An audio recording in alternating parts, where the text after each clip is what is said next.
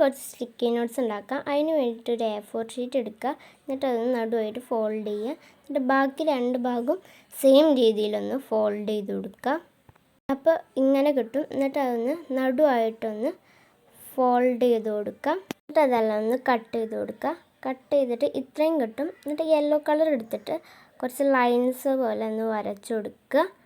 എന്നിട്ട് pencil colour വെച്ചിട്ടൊന്ന് colour ചെയ്ത് കൊടുക്കുക. കളർ ചെയ്യുന്നതിന് ഞാൻ ആദ്യം സ്കെച്ച് എടുത്തു. പക്ഷേ എനിക്ക് സ്കെച്ച് അധികം ഇഷ്ടപ്പെട്ടില്ല. അതുകൊണ്ട് ഞാൻ പെൻസിൽ കളർ വെച്ചിട്ടാണ് കളർ ചെയ്തത്. എന്നിട്ട് എല്ലാതും ഒന്ന് കളർ ചെയ്യുക. എന്നിട്ട് ഞാൻ അവക്കാഡോ ആണ് വരച്ചു കൊടുക്കുന്നത്. എന്നിട്ട് എല്ലാ സ്റ്റിക്കി നോട്ടിലും അവക്കാഡോ വരച്ചു കൊടുക്കുക. എന്നിട്ട് കളർ ചെയ്ത് കൊടുക്കുക. ഞാൻ ഗ്രീൻ കളർ ആദ്യം കൊടുത്തു. പിന്നെ സൈഡിന് ബ്രൗൺ കളറും കൊടുത്തു.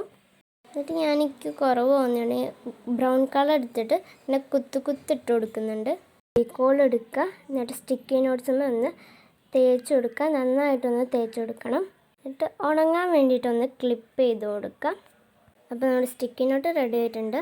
ബൈ.